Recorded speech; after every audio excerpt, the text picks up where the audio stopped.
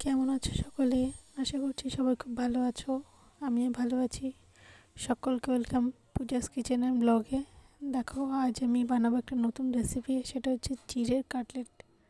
তো দেখো, এটার জন্য আমি একটা পাত্র নিয়ে নিয়েছি, তাতে দুটো ছোট ছোট সাইজের আলু সেদ্ধ করে নিয়েছি এবং সেদ্ধ আলুটা দিয়ে দিচ্ছি। দেখো, আর এই কাটলেটটা, চিড়ের কাটলেটটা খুব খেতে সুন্দর হয়, তো তোমরা করে দেখো, খেতে খুবই সুন্দর হবে। দেখো, আলু দেওয়ার পরে আমি পেঁয়াজ কুচি দিয়ে দিচ্ছি। পেঁয়াজ কুচি দেওয়ার পরে লঙ্কা কুচি দেবো, রসুন কুচি দিয়ে দিলাম, একটু ধনেপাতা কুচি,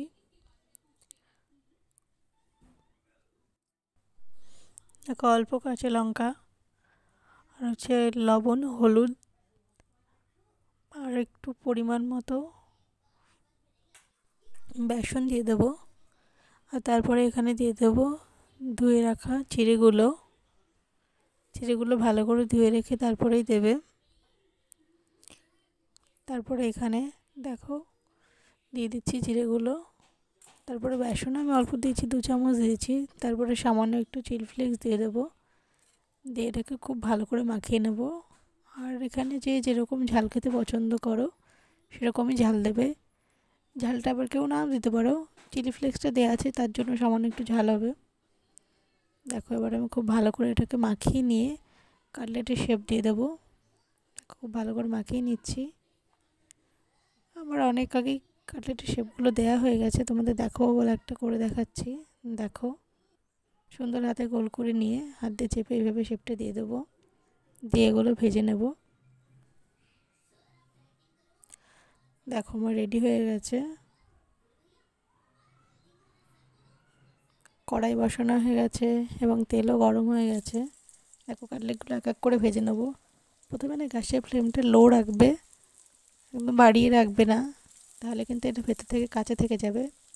প্রথমে একটু লো ফ্লেমে ভেজে নেবে, তারপরে শেষে বাড়িয়ে দেবে। দেখো, আমি এখানে ভেজে নিচ্ছি।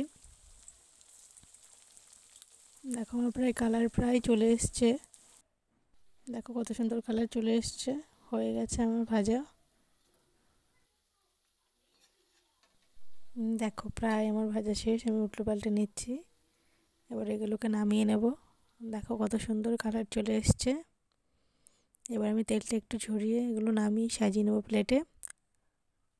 দেখো, প্লেটে সাজিয়ে নিয়েছি। দেখো, একটা তোমাদের ভেঙে দেখাচ্ছি কত সুন্দর হয়েছে। দেখো, উপরটা কত খাস্তা হয়েছে আর ভেতরটা ওরকম নরমই আছে।